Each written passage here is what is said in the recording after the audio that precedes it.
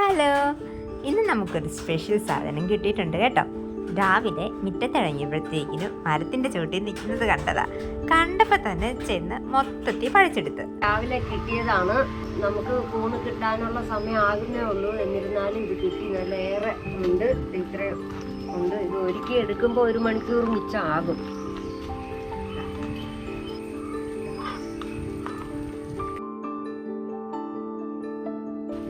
ഇനി നമുക്ക് ഇതിൻ്റെ പാടയൊക്കെ കളഞ്ഞ് കഴുകി വൃത്തിയാക്കി അരിഞ്ഞ് എടുക്കണം. ഈ താമസമുണ്ട്. ഇവിടെ എല്ലാം വെടുപ്പാക്കണം. കുറേശ്ശെ നമ്മൾ അടത്തി എടുത്തിട്ട് ഇതെല്ലാം വെടുപ്പാക്കണം. ഇതെല്ലാം പാടയെല്ലാം കളയണം.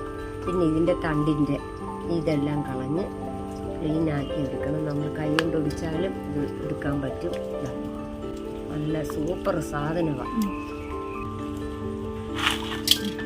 ഇങ്ങനെ എടുത്ത്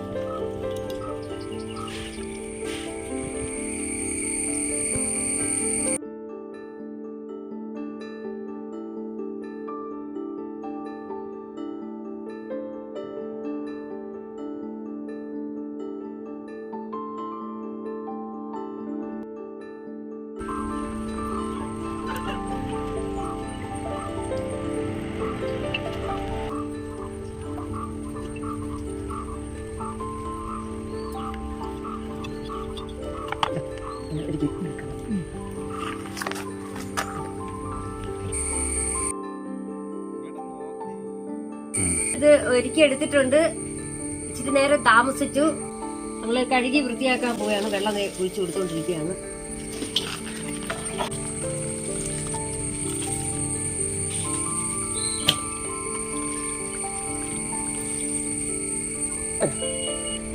ഇത് കണ്ടിട്ട് ആദ്യമായിട്ട് നോക്കിയാൽ എന്താ തോന്നുന്നത്? ചക്കച്ചോളം ഇരിക്കുക പോലെ തോന്നില്ലേ? നമ്മള് 2 വെള്ളത്തിൽ കഴുകി അടുത്ത് നമ്മള് ഇത് മഞ്ഞപ്പൊടി ചേർത്ത് കൊടുക്കുകയാണ്. 1 മണിക്കൂർ നമ്മൾ വെക്കണം. വെച്ചിട്ട് നല്ല പോലെ കഴുകി പിഴിഞ്ഞ് തരി വെള്ളം പോലും വെക്കാത്ത രീതിയിൽ നമ്മൾ പിഴിഞ്ഞെടുക്കണം. 1 മണിക്കൂറോളം നമ്മൾ കൂണ് വൃത്തിയാക്കിയത് മഞ്ഞപ്പൊടി വെള്ളത്തിൽ ഇട്ട് വെക്കുക. നല്ലപോലെ പിഴിഞ്ഞെടുത്തില്ലെങ്കിൽ കൂണുണ്ടാക്കുമ്പോഴത്തേക്കിനും പെട്ടെന്ന് അരിഞ്ഞു പോകും. ചട്ടി അടുപ്പിൽ വെച്ച് ചട്ടി ചൂടായതിന് ശേഷം വെളിച്ചെണ്ണ ഒഴിച്ചു കൊടുത്ത് വെളിച്ചെണ്ണ നല്ലപോലെ ചൂടായിട്ട് കടുക് പൊട്ടിക്കണം.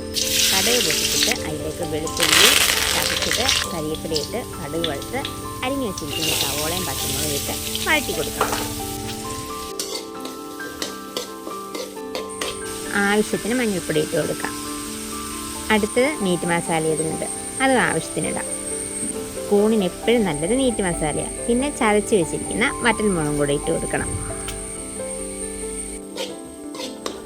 ആവശ്യത്തിന് ഉപ്പും കൂടെ ഇട്ടിട്ട് പച്ചമണം മാറുന്നത് വരെ, മസാലകളുടെ പച്ചമണം മാറുന്നത് വരെ നല്ലതുപോലെ ഇളക്കി കൊടുക്കണം.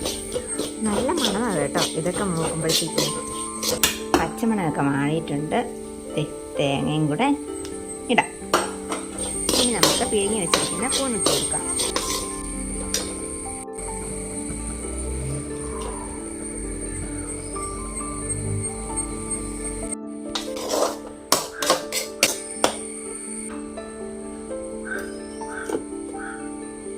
രാവിലെ തൊട്ട് നല്ല മഴക്കാറുണ്ട്.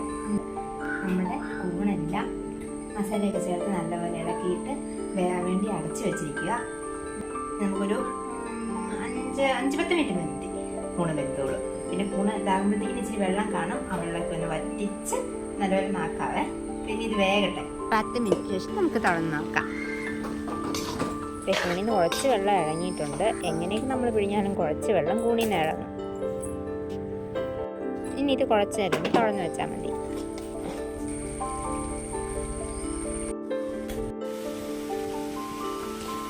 വെള്ളമൊക്കെ വറ്റി നമ്മുടെ കൂണ് റെഡിയായിട്ടുണ്ട്.